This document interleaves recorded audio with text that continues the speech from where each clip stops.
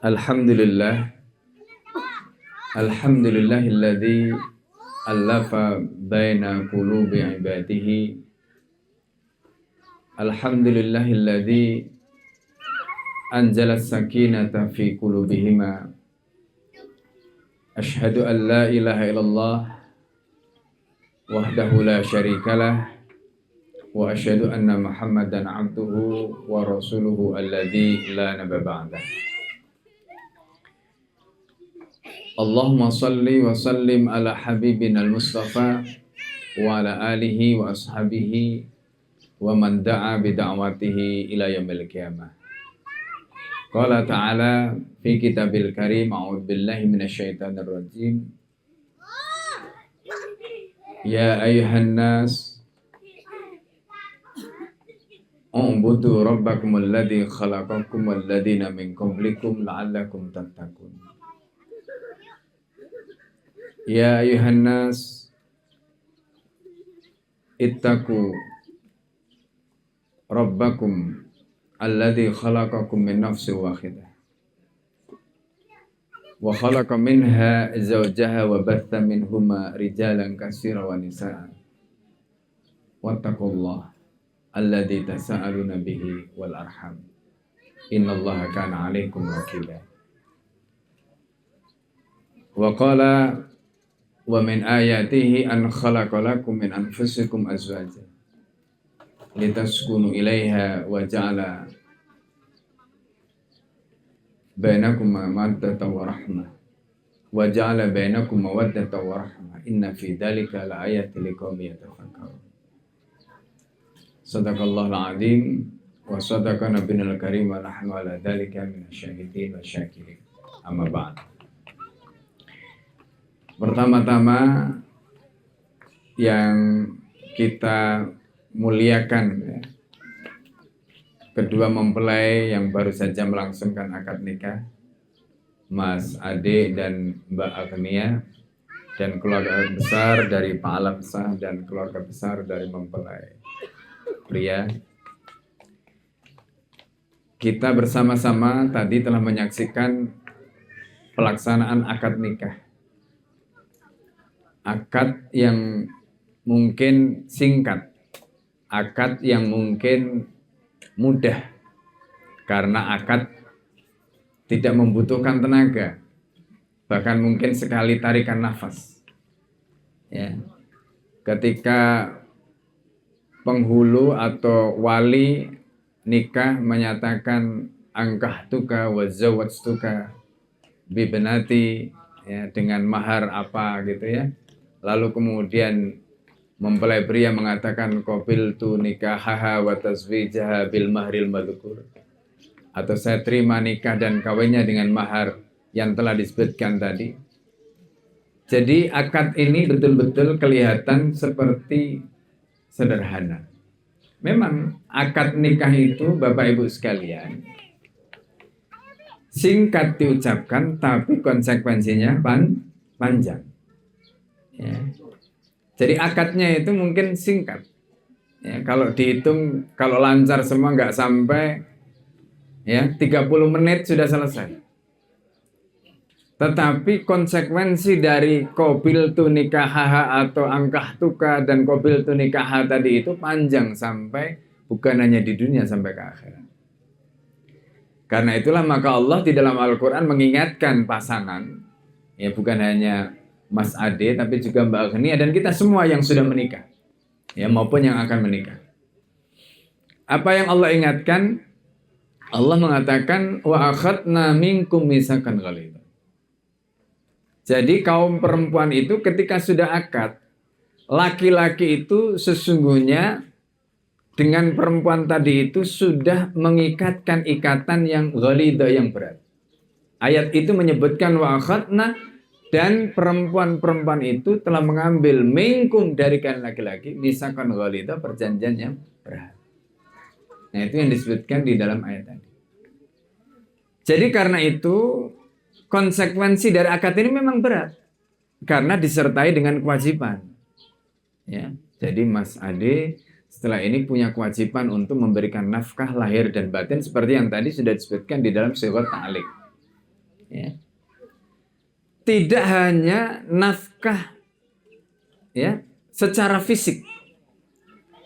Makanya kemudian disebut nafkah dohir batin. Dohir itu bisa materi dalam arti uang ya. Bisa fisik dalam arti pergaulan muasyarah tadi itu. Tapi yang lebih penting sebenarnya dari itu adalah bagaimana Mas Ade bisa menghadirkan kebahagiaan di dalam keluarga ini. Nah, ini poinnya. Dan nafkah batin ini ternyata yang paling sulit. Kalau nafkah dohir, misalnya katakanlah ngasih belanja, ngasih mahar itu kan gampang bisa dihitung. Ya, bisa dihitung. Kurang belanjanya tinggal nambah. Tapi bayangkan kalau kita bicara tentang nafkah batin, tentang cinta, tentang mawaddah, tentang rahmah, itu nafkah batin. Maka ayatnya mengatakan apa? Wa min ayatihi an khalaqalakum min anfusikum azwaja litaskunu ilaiha. Jadi hikmahnya pernikahan ini supaya Mas Ade dan Mbak Agnia ini bisa sakinah. Nah, menciptakan sakinah itu juga bagian dari nafkah batin tadi, selain nafkah dohir. Seringkali orang menikah itu siapnya pekerjaannya apa? Sudah mapan ataukah belum? Gajinya berapa? Ya. Padahal gaji kemudian macam-macam tadi itu adalah bagian dari rezeki yang Allah berikan. Yang takdir masing-masing orang itu bisa berbeda-beda. Ya. Yang sebenarnya bisa diusahakan itu justru nafkah batin tadi. Karena disitulah maka Allah kemudian menggunakan kata wa ja'ala bainakum mawaddatan wa rahmah.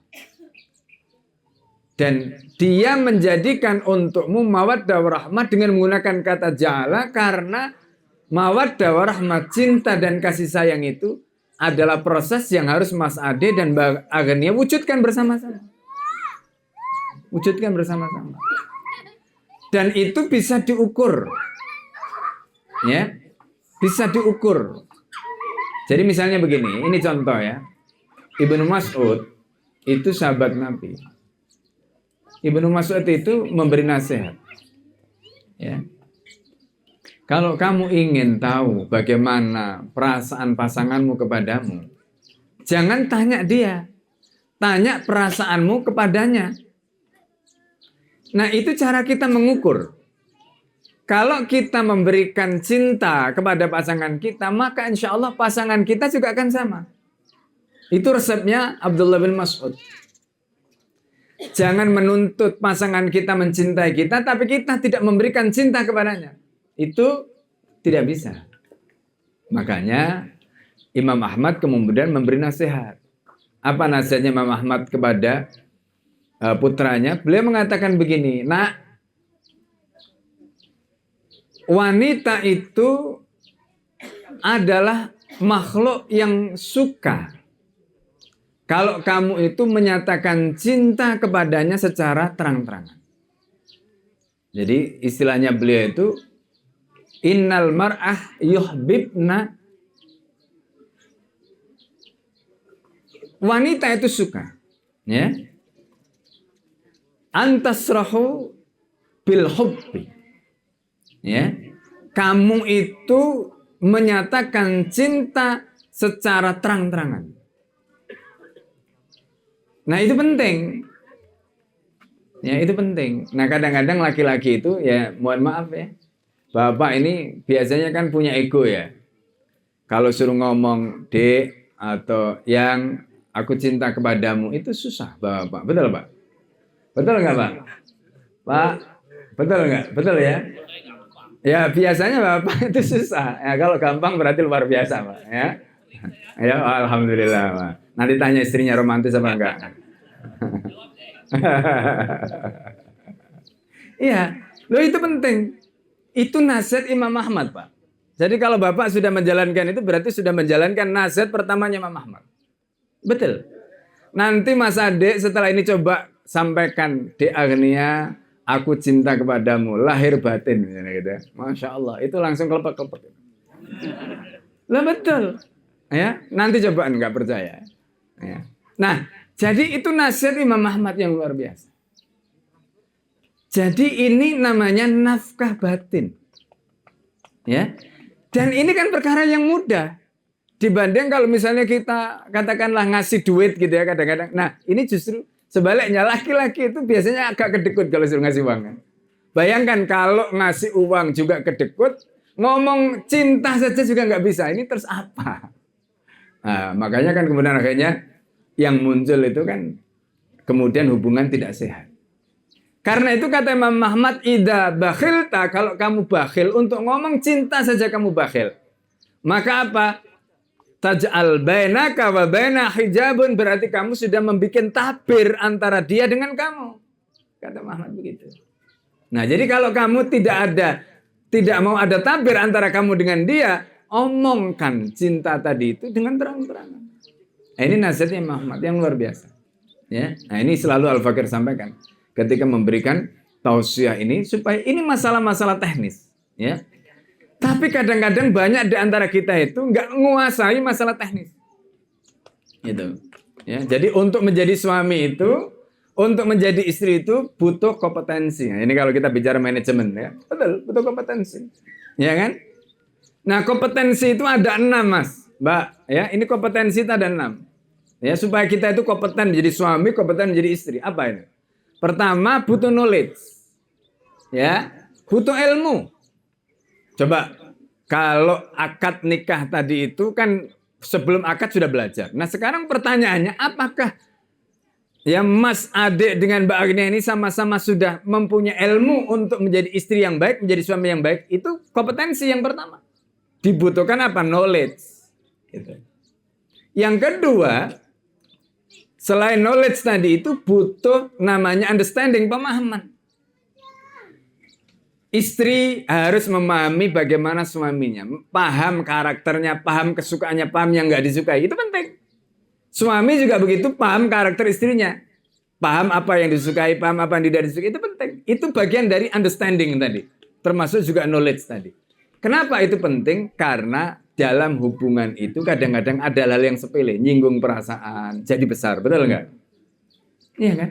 Masalah-masalah perasaan itu jadi besar dalam rumah tangga itu.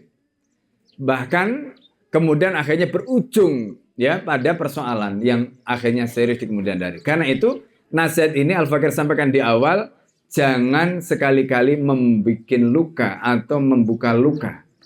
Ya, karena itu akan panjang, apalagi kepada perempuan. Perempuan itu ingatannya kuat. Ya, Bu ya. Jadi bapaknya pernah apa begitu, nanti sampai kapan itu masih ingat terus ya. Bahkan kadang-kadang kebaikan sebanyak apapun dilupakan gara-gara satu keburukan. Betul, Pak? Oh, semangat sekali ya, Pak.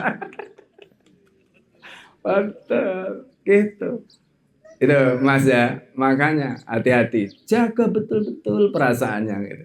Ya, jaga betul perasaannya. Jadi ibaratnya begini, hati itu seperti kaca. Ketika dia sudah pecah, dia bisa disambung tapi nggak akan utuh. Nggak akan utuh. Nah karena itu nasihat Nabi apa? Nah ini nasihat Rasul. Ya, nah ini juga bagian dari understanding, bagian dari knowledge tadi itu. Apa kata Nabi? Khiyarukum li ahlikum. Kalian laki-laki yang paling baik adalah laki-laki yang paling baik kepada istrinya. Wa ana khairun minkum li ahli.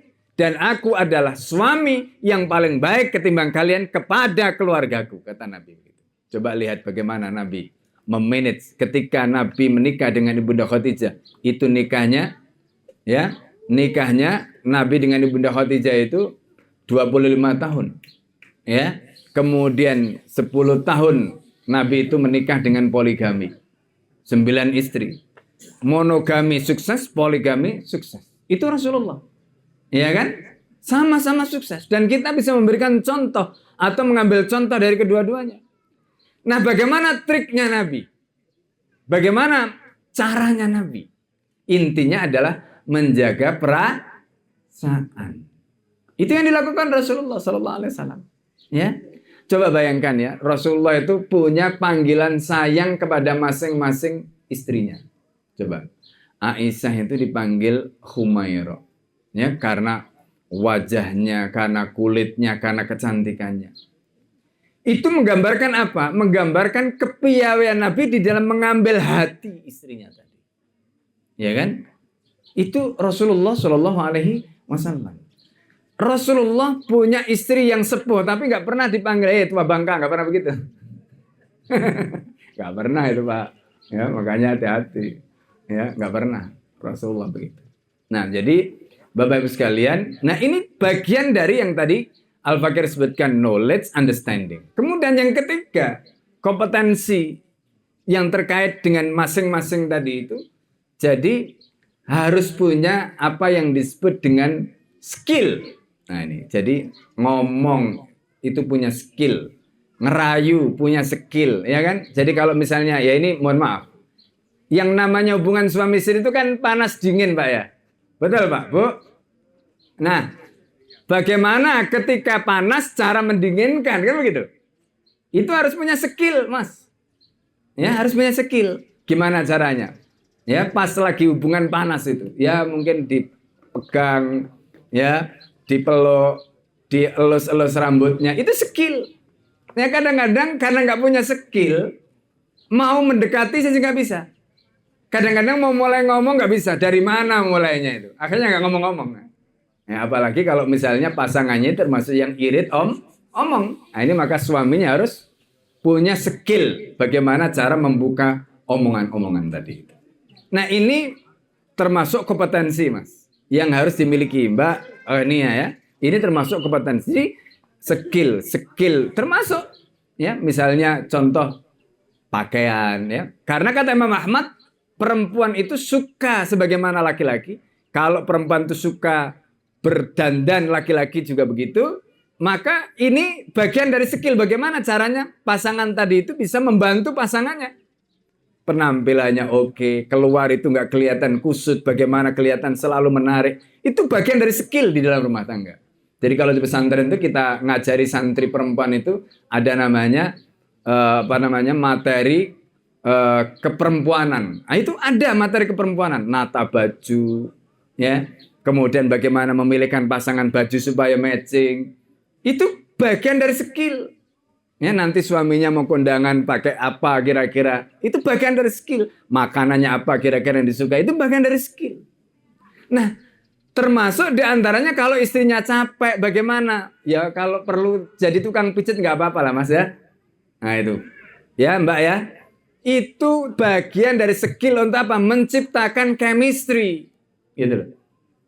Itu penting. Ya penting. Makanya Nabi itu bisa melakukan apa saja. Sebagaimana dilakukan oleh orang biasa. Nabi kadang-kadang nyuci piring. Nabi itu kadang-kadang jahit bajunya sendiri. Nggak ada masalah. Rasulullah SAW. Itu namanya skill. Gitu. Ya. Jadi ada knowledge, ada understanding, ada skill. Ya. Nah itu. Nah termasuk apa? Termasuk ketika kita bicara tadi kompetensi berikutnya, itu ada yang namanya value. Keluarga ini punya value, ya, punya nilai. Misalnya keluarga pejuang Islam, keluarga pengemban dakwah, misalnya keluarga santri atau apalah, itu value, ya kan? Bagaimana kemudian keluarga ini membangun keluarga ini dengan value tadi? Itu. Dan value itu penting untuk apa? Membangun bagaimana sikap keluar tadi itu. Ya, jadi kadang-kadang ketika keluarga itu tidak jelas value-nya, akhirnya nggak jelas. Kita ini mau bikin anak kayak apa, nggak jelas. Ya kan? Mau bikin keluarga kayak apa, nggak jelas. Nah ini. Nah jadi itu gambaran-gambaran yang Al-Fakir bisa sampaikan. Intinya begini. Jadi membangun sakinah, mawaddah warahmah butuh ilmu. Ya.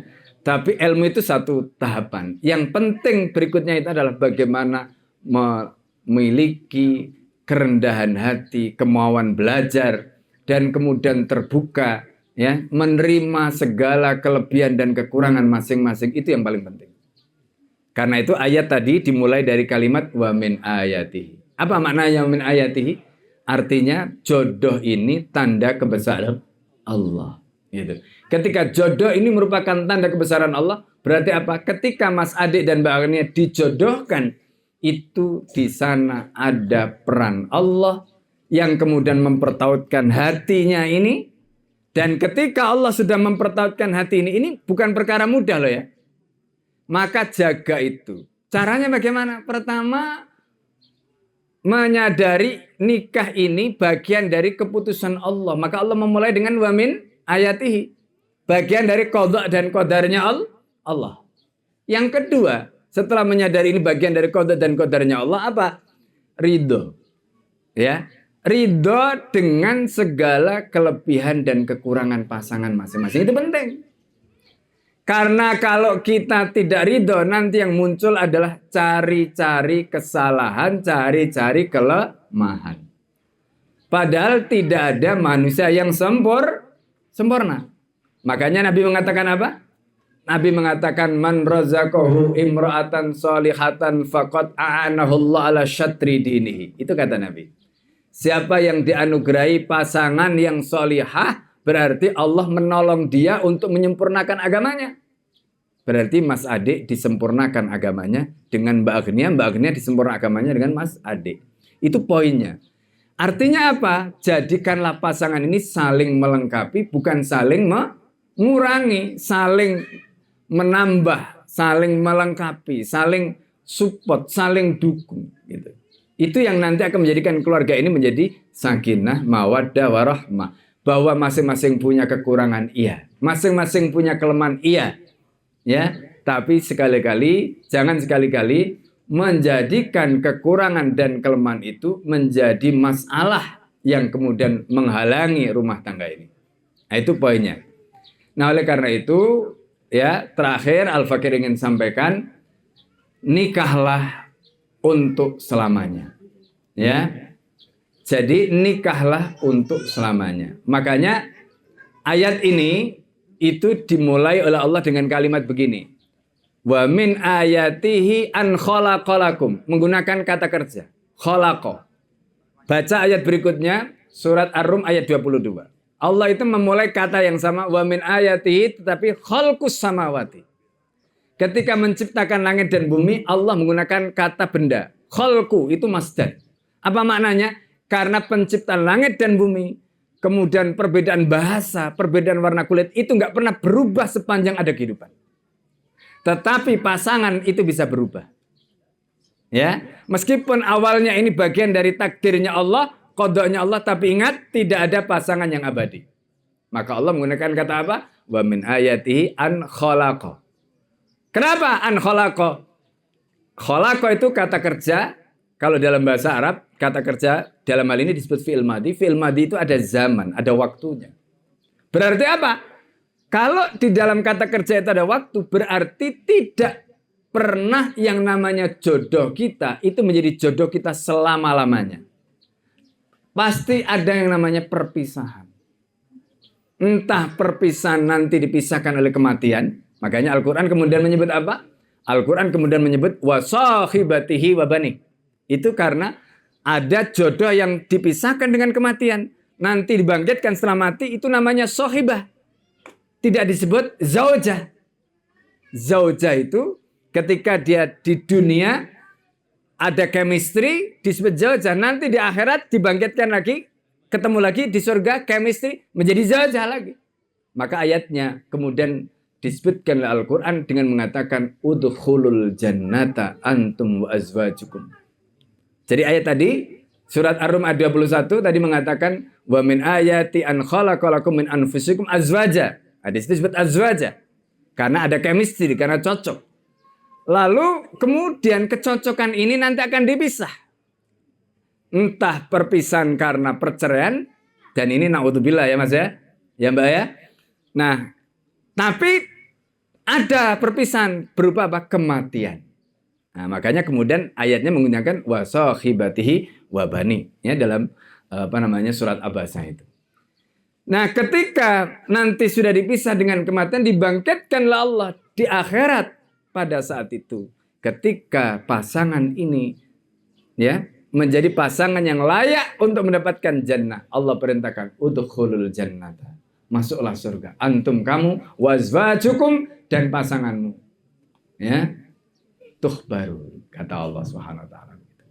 Nah, jadi karena itu ayat ini menegaskan jadilah pasangan ini ya pasangan sepanjang hayat, Mas. Ya. Jadilah pasangan ini pasangan ya seumur hidup. Jangan pernah berpikir bercerai. Ya, jangan pernah berpikir berpisah di tengah jalan. Kalau ada masalah, selesaikan, hadapi, ya. Selesaikan dengan baik-baik tadi itu, dengan ilmu-ilmu yang tadi sudah disampaikan. Kemudian dengan value yang sudah dimiliki, tancapkanlah ya visi misi ke depan bahwa pernikahan ini insya Allah sampai akhirat, dan pernikahan ini akan mengantarkan Mas Ade dan Mbak Armia untuk mendapatkan jannahnya Allah Subhanahu wa ta'ala. Amin. Amin ya rabbal alamin. Dan semoga diberi keturunan, diberi momongan yang banyak ya, yang soleh dan solihah ya, dan akan bisa menjadi qurrata ayun insyaallah. Demikian mungkin yang bisa Al-Fakir sampaikan, kurang lebihnya nasihat ini ya, hadanallahu wa iyyakum ajmain. Assalamualaikum warahmatullahi wabarakatuh.